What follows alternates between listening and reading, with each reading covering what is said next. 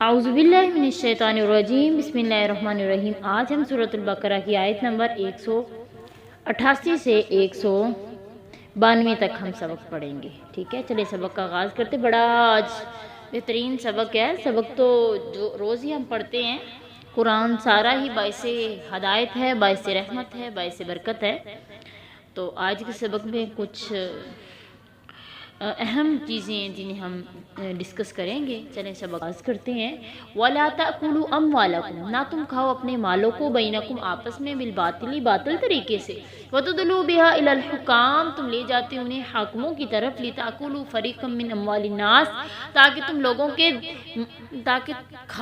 کھائے ایک گروہ لوگوں کے مالوں کو، بالاسم گناہ کے ساتھ، وَأَنْتُمْ تَعْلَمُونَ، تم اس بات کو جانتے بھی ہو۔ یعنی جو بھی مال ناجائز طریقے سے حاصل کیا جائے، وہ خواہ مالک کی رضامندی بھی ہو اس میں شامل ہو، تب بھی وہ باطل ہے، ناحق ہے، یعنی ناحق طریقے سے یہ کھانا ہے۔ مثلا زنا کی اجرت، نجومی کی فیس، شراب کی فروخت، لاٹری یا جوئے کے ذریعے کمائی گئے، یا پھر گانے بجانے کی اجرت، الغرض تمام ناجائز وسائل جو ہے یہ باطل ہے، ٹھیک ہے؟ اکل بالباطل کے تحت میں آ جاتے ہیں۔ اسی طرح رشوت دے کر، حکماء کے سامنے جھوٹی گواہیاں پیش کر کے کسی کے مال پر قانونی تصرف حاصل کر لینا بھی حرام ہے۔ محض حاکم کے فیصلے سے کوئی حرام مال حلال نہیں ہو جاتا۔ حضرت ام سلمہ رضی اللہ تعالی عنہ بیان کرتی ہیں کہ نبی صلی اللہ علیہ وسلم نے فرمایا کہ اگر کسی فریق کے دلائل سن کر میں اس کے حق میں فیصلہ کر دوں تو میرے فیصلے سے ایک کے لیے دوسرے کا مال حلال نہیں ہو جائے گا۔ اسے یہ سمجھنا چاہیے کہ اس نے آگ کا ایک ٹکڑا حاصل کیا ہے، اللہ اکبر کبیرہ، کہ یہ کیا ہوگا؟ آگ کا ایک ٹکڑا حاصل کرنا ہوگا اگر ہم کسی مسلمان کا ناحق ناجائز مال کھاتے ہیں تو۔ اس حدیث سے معلوم ہوا کہ ظاہری بینات کی، ظاہری دلائل کی بنا پر ناحق فیصلے سے حرام چیز حلال نہیں ہو جاتی۔ صحابہ اکرام، تابعین اور ائمہ کا یہی مذہب ہے۔ تو آگے اللہ رب العالمین کہہ رہے ہیں کہ یسألونک عن الاہلہ، سوال کرتے ہیں آپ سے چاندوں کے متعلق۔ قل ہی مواقیت للناس، کہہ دو کہ یہ لوگوں کے لیے وقت معلوم کرنے کا ذریعہ ہے، والحج، اور حج کا بھی، ولیس البر، نہیں نیکی کہ بان تأتوا البیوت من ظہورہا، تم آؤ گھروں میں گھروں کی پشتوں سے، ولکن البر من اتقی، نیکی تو یہ ہے جو کوئی تقوی اختیار کرے، واتوا البیوت من ابوابہا، تم آؤ گھروں میں اس کے دروازوں سے، واتقوا اللہ لعلکم تفلحون، اللہ سے ڈر جاؤ تاکہ تم فلاح پا سکو، کامیابیاں سمیٹ سکو۔ اہلہ یہ جمع حلال کی ہے، یعنی چاند کے پورے ہونے سے پہلے اسے حلال کہا جاتا ہے۔ لوگوں نے اس کی کمی بیشی کا سبب پوچھا تو اللہ تعالیٰ نے مواقیت للناس فرما کر حکیمانہ انداز اس کے فوائد کی طرف اشارہ کر دیا کہ چاند کے بڑھنے گھٹنے کے فائدے یہ ہیں کہ عبادات، معاملات جیسے طلاق کی عدت، حج، عید الفطر وغیرہ کے اوقات اس کے ساتھ جو ہے وہ کیا کیے جاتے ہیں، ان کی معرفت حاصل ہو جاتی ہے۔ تو آپ کو پتہ ہے عدت جو ہوتی، طلاق کی عدت، وہ کتنی ہوتی ہے؟ وہ شمسی مہینوں کے حساب سے نہیں ہوتی، وہ قمری مہینوں کے حساب سے ہوتی ہے، مطلب جو قمری مہینے ہوتے ہیں اس کے حساب سے۔ عورت کو حیض بھی اسی حساب سے آتا ہے۔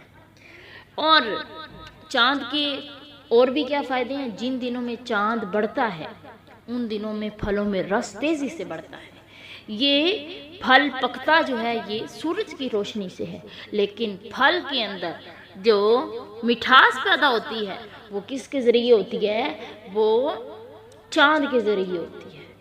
اور اسی طرح پھولوں کے اندر خوشبو، یہ بھی کس کے ذریعے ہوتی ہے؟ یہ چاند کے ذریعے ہوتی ہے۔ جن دنوں میں چاند بڑھتا ہے ان دنوں میں تیزی سے مٹھاس بڑھتی ہے، جن دنوں میں چاند گھٹتا ہے، کم ہوتا ہے، ان دنوں میں کم ہوتی ہے۔ سبحان اللہ، میرے رب العالمین کی ہر پیدا کی ہوئی شے کے اندر کوئی نہ کوئی حکمت ضرور چھپی ہوئی ہے۔ آگے اللہ رب العالمین کہہ رہے ہیں اللہ سے ڈر جاؤ تاکہ تم فلاح پا سکو، کہ تم نیکی یہ نہیں ہے کہ تم گھروں کی پشتوں سے آؤ، نیکی تو یہ کہ تم تقوی اختیار کرو۔ واقعہ کچھ اس طرح ہے، اس کا تعلق بھی حج سے ہے، اس لیے کہ جہاں بیان فرما دیا کہ تم حج کے دنوں میں کیا کرو، گھروں کی اس کی پشتوں سے مت آؤ بلکہ گھروں کے دروازوں سے آؤ۔ مطلب یہ کہ جہالت میں تو ہم پرستی کا غلبہ تھا، ٹھیک ہے، تو ان کے ہاں یہ رسم تھی کہ حج کے لیے احرام باندھ لیتے اور وہ پھر گھر میں آنے کی ضرورت جب پڑتی تو دروازے کی بجائے پیچھے سے چھت پر چڑھ کر آتے، کیونکہ ان کا عقیدہ تھا کہ احرام باندھ لینے والے کے لیے یہ چیز جائز نہیں ہے، اس کے اور آسمان کے درمیان کوئی چیز حائل ہو، وہ کہتے تھے اس کے اور آسمان کے درمیان میں کوئی چیز کیا ہو، حائل ہو۔ تو اس آیت میں ان کی اس غلط رسم کی اللہ تعالیٰ نے تردید فرمائی۔ اللہ تعالیٰ نے کہا نیکی یہ کہ تم دلوں میں تقوی لیے پھرو، تمہارے دل کے اندر اگر تقوی ہے تو تم شکار نہیں کرو گے، تمہیں حالت احرام میں شکار حرام ہے، تمہارے دل میں تقوی ہے تو تم بیوی سے صحبت نہیں کرو گے، کیونکہ اللہ تو ہر جگہ موجود ہے، تمہیں ضرورت نہیں ہے گھروں کی چھتیں پھلانگ کے آنے کی کہ بھئی اگر ہم اس طرح جائیں گے تو ہمیں مشکل ہوگی، ہمیں پتہ ہوگا کہ اتنی مشکل سے ہم آئے ہیں ادھر سے، اور ہم بیوی کے قریب بھی نہیں جائیں گے۔ اللہ تعالیٰ نے کہا تم بیوی کے قریب بیٹھ سکتے ہو، اسے باتیں کر سکتے ہو، اس کی بات چیت سن سکتے ہو، لیکن دل میں تقوی رکھنا ہے کہ اس حالت میں ہمیں بیوی کے قریب جانا، بیوی سے صحبت کرنا مطلب منع ہے۔ تو تقوی بہت بڑی بات ہے، تقوی کے اختیار کرو تم کامیاب ہو جاؤ گے۔ مطلب یہ کہ ہماری کامیابی کا راز کس میں ہے؟ اللہ کے تقوی میں۔ اللہ تعالیٰ قرآن میں کہتے ہیں وَمَن يَتَّقِ اللَّهَ يَجْعَلْ لَهُ مَخْرَجًا، جو اللہ کا تقوی اختیار کر لیتا ہے اللہ اس کے لیے ہر تنگی سے نکلنے کا راستہ بھی بنا دیتا ہے۔ سبحان اللہ، کہ اگر ہم چاہتے ہیں کہ ہم پریشانی سے نجات حاصل کریں تو ہمیں تقوی اختیار کرنا ہوگا۔ تقوی کہتے کسے ہیں؟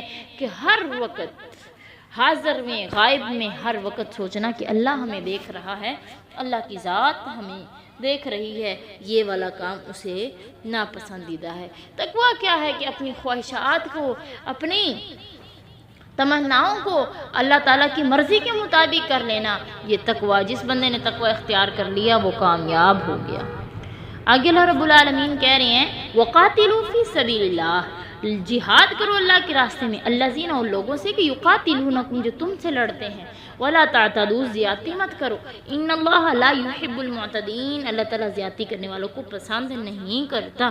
اللہ تعالیٰ فرما رہے ہیں کہ تم جہاد کرو لیکن زیادتی کسی سے نہیں کرنی، کیونکہ اللہ تعالیٰ زیادتی کرنے والوں کو پسند نہیں کرتا۔ اللہ تعالیٰ کی پہچان میں استقامت، جس کا تعلق علم سے ہے، اور اطاعت میں تقوی کی راہ اختیار کرنا جو عمل سے متعلق ہے، ٹھیک ہے۔ اللہ تعالیٰ کی معرفت اگر حاصل کرنی ہو، اس کی استقامت چاہتے تو اس کا تعلق علم سے ہے۔ اللہ تعالیٰ کی اطاعت کا تعلق کس میں ہے؟ یعنی تقوی کی راہ اختیار کرنے میں۔ تقوی کی راہ اختیار کرنا ہے جو عمل سے متعلق ہے، یعنی عمل کس سے ہوگا پختہ؟ تقوی سے ہوگا، ٹھیک ہے۔ اللہ تعالیٰ کی پہچان کس سے ہوگی؟ علم سے ہوگی۔ اگر ہمارے پاس علم ہی نہیں ہے، قرآن کا ہم نے علم ہی نہیں سیکھا ہے، تو ہم متقین کیسے بن جائیں گے؟ ہمیں کیسے پتہ چلے گا کہ ہم متقین بنیں؟ پھر ہم جو جیسے بتاتا چلا جائے گا ویسے ہم عمل کرتے چلے جائیں گے؟ نہیں، وہ ایسی تقلید ہمیں نہیں کرنی، بلکہ ہمیں خود علم حاصل کرنا ہے، قرآن کا علم حاصل کرنا۔ پھر قرآن کا علم حاصل کریں گے تو اللہ کی معرفت ہمیں حاصل ہوگی، اللہ کی پہچان ہمیں حاصل ہوگی۔ اور علم کے بعد دوسری بات ہے عمل، ٹھیک ہے۔ علم کے بعد عمل ہے، ٹھیک ہے۔ عمل سے زندگی بنتی ہے، جنت بھی جہنم بھی، یہ خاکی اپنی فطرت پہ نہ نوری ہے نہ ناری ہے، کہ بات عمل سے ہے۔ علم تو آ گیا ہے، یعنی قرآن سے اللہ کی معرفت حاصل کر لی ہے، اب ہم نے عمل کرنا ہے۔ عمل میں پہلی بات کیا ہے؟ تقوی کا راستہ اختیار کرنا ہے۔ اگر ہم نے تقوی اختیار کر لیا ہم کامیاب ہو گئے۔ سبحان اللہ۔ کہ اس آیت میں جہاد کا حکم ہے جو عملاً تقوی کی مشکل ترین صورت ہے، یعنی یہ کیا ہے؟ تقوی کی مشکل ترین صورت ہے۔ اہل علم اس امر میں متفق ہیں کہ ہجرت سے قبل قتال جو تھا وہ ممنوع تھا، یعنی جب نبی صلی اللہ علیہ وسلم نے ہجرت نہیں کی تھی تو یہ جہاد کرنا، یہ قتال، لڑائی جھگڑا ممنوع تھا۔ اللہ تعالیٰ نے حکم دیا تھا کہ جب تک اللہ کا حکم نہیں آ جاتا تم لڑائی نہیں کر سکتے، جہاد نہیں کر سکتے۔ تو مدینہ میں ہجرت کے بعد یہ پہلا حکم ہے جو قتال کی اجازت میں نازل ہوا۔ اس آیت کے تحت جب تک عام اجازت نازل نہیں ہوئی، نبی صلی اللہ علیہ وسلم انہی سے لڑتے جو پہل کرتے، اس کے بعد عام اجازت نازل ہوگی۔ اس آیت میں اعتداء سے مراد یعنی ہر قسم کے ظلم و زیادتی سے منع کر دیا گیا۔ حضرت بریدہ رضی اللہ تعالی عنہ بیان کرتے ہیں کہ نبی صلی اللہ علیہ وسلم جب کوئی لشکر روانہ فرماتے تو حکم دیتے، جاؤ اللہ کی راہ میں ان لوگوں سے جا کے لڑو جو اللہ تعالیٰ کے منکر ہیں، لڑو مگر خیانت، بدعہدی اور مصلح مت کرنا، بچوں، عورتوں اور درویشوں کو، راہبوں کو قتل نہ کرنا۔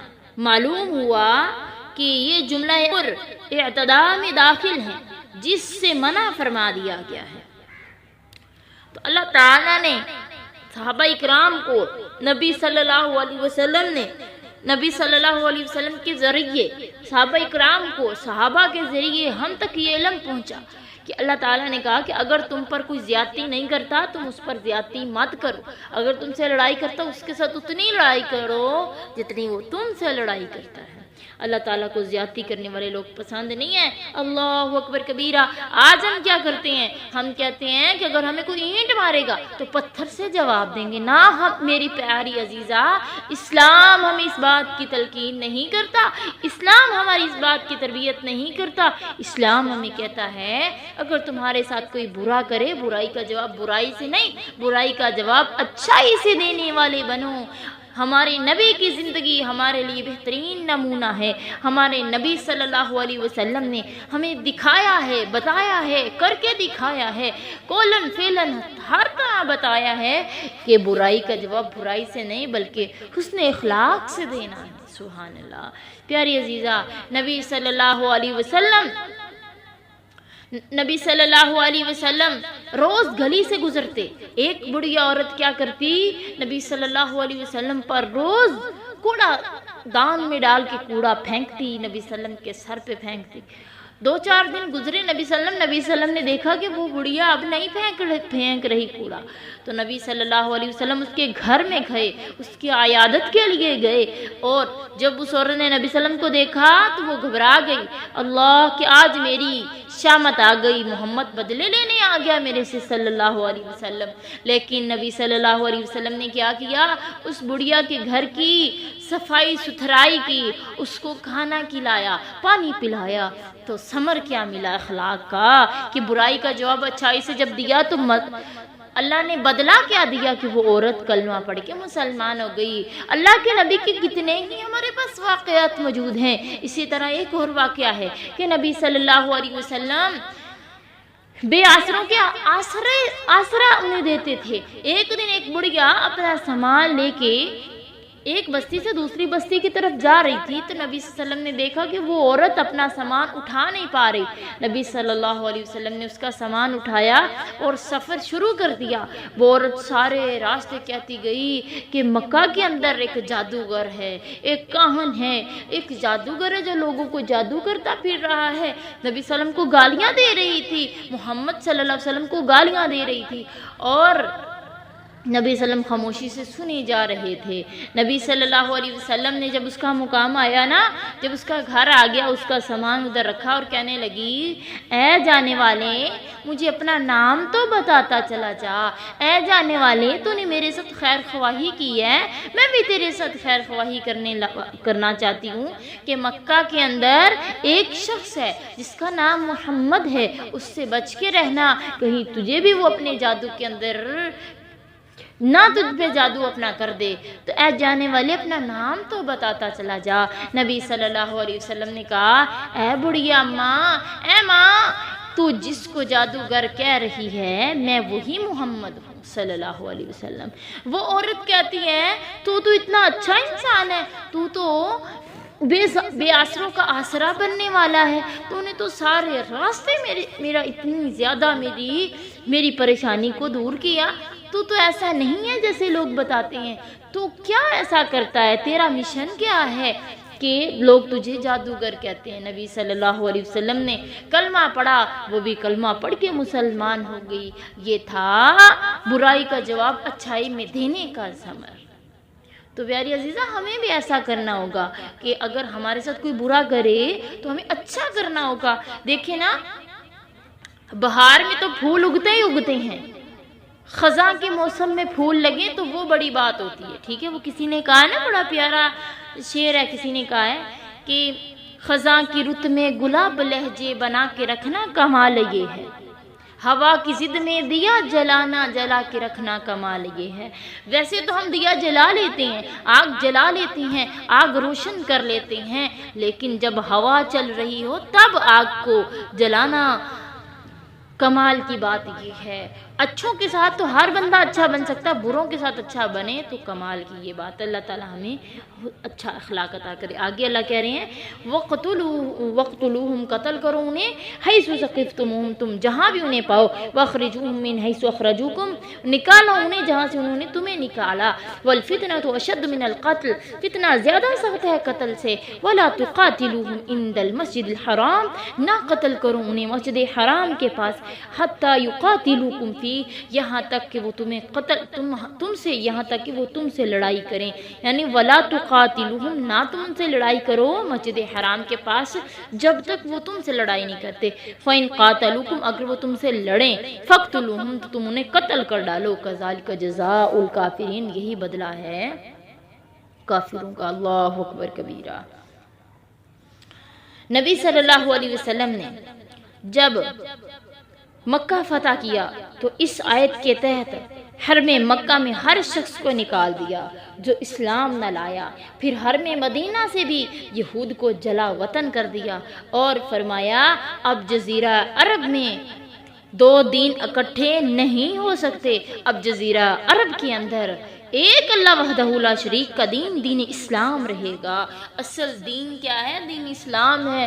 یہ دین اسلام ایسا دین ہے جس کے آنے سے پہلے تمام ادیان منسوخ ہو چکے ہیں. اب کوئی بندہ، کوئی انسان کوئی عمل کرے گا جتنی مرضی راز و نیاز کر لے، عبادات کر لے، نمازیں پڑھ لے، جب تک وہ سنت کے مطابق نہیں پڑھے گا، اللہ تعالیٰ کی دین اسلام کو اپنا کے نہیں کرے گا، اس کا عمل قبول نہیں ہوگا. اگر کوئی بندہ اسلام لانے کے بعد چھوٹے سے چھوٹا عمل بھی اللہ کی رضا والا کرے گا تو اللہ تعالیٰ اسے اپنی بارگاہ کے اندر قبول و منظور فرمائے گا. نبی صلی اللہ علیہ وسلم نے فرمایا اگر کوئی بندہ پورے اخلاص کے ساتھ آدھی کھجور بھی اللہ کے راستے میں صدقہ کر دیتا ہے نا، اللہ تعالیٰ اسے اتنا بڑھاتے ہیں کہ کل قیامت کے دن اسے احد پہاڑ جتنا کر دیں گے. یہ ہے اخلاص کی بدولت. کس کی بدولت؟ اخلاص کی بدولت کہ ہم نے اللہ کی رضا کے لیے اخلاص کے ساتھ یہ عمل کیا ہے اور یہ اسلام کو قبول کرنے کے بعد کیا ہے، سنت کے مطابق کیا ہے. آگے اللہ کہہ رہے ہیں فَإِنِ انْتَهَوْا اگر وہ باز آ جائیں تو فَإِنَّ اللَّهَ غَفُورٌ رَحِيمٌ اللہ بخشنے والا رحم کرنے والا ہے. کہ اگر وہ اللہ تعالیٰ سے اگر تم سے لڑائی کرنے سے وہ باز آ جاتے ہیں، اسلام کو قبول کر لیتے ہیں تو اللہ تعالیٰ پچھلے تمام گناہوں کو معاف کرنے والی ذات ہے، رحم کرنے والی ذات ہے.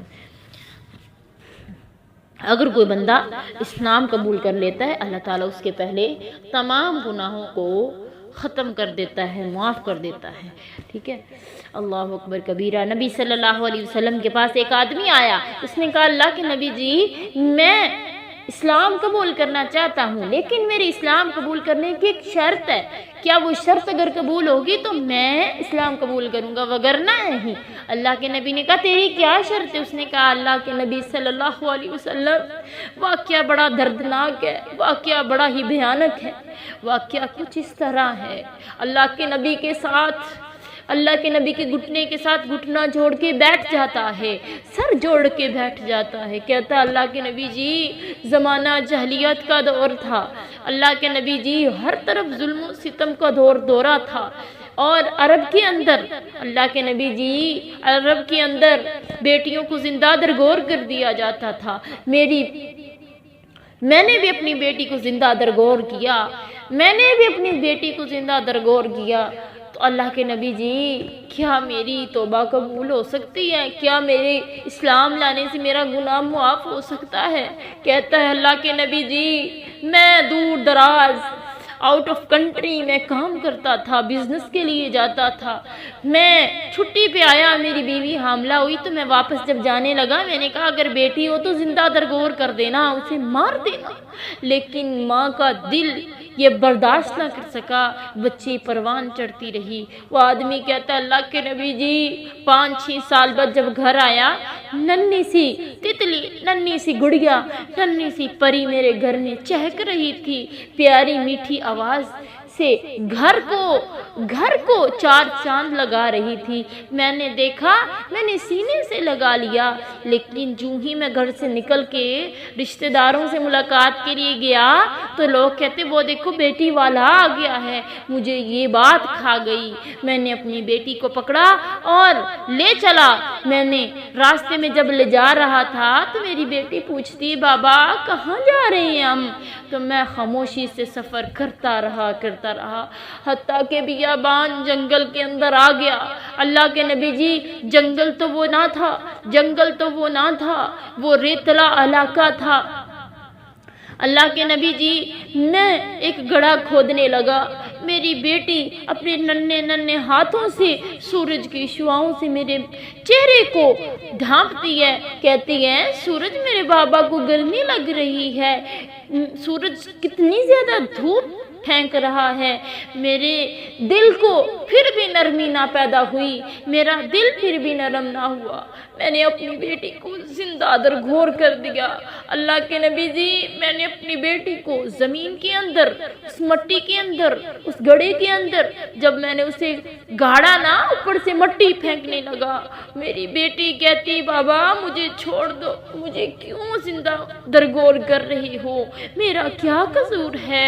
اللہ کے نبی جی میرے دل نے پھر بھی رحم نہ کیا، میں اس پہ مٹی ڈالتا گیا، جب وہ بے بس ہو گئی کہنے لگی کل قیامت کا روز ہوگا، بابا تیرا گریبان ہوگا، دربار رب العالمین ہوگا اور میں رب العالمین کے سامنے مقدمہ رکھوں گی، اللہ میرا کیا قصور تھا، مجھے کس وجہ سے زندہ درگور کیا گیا؟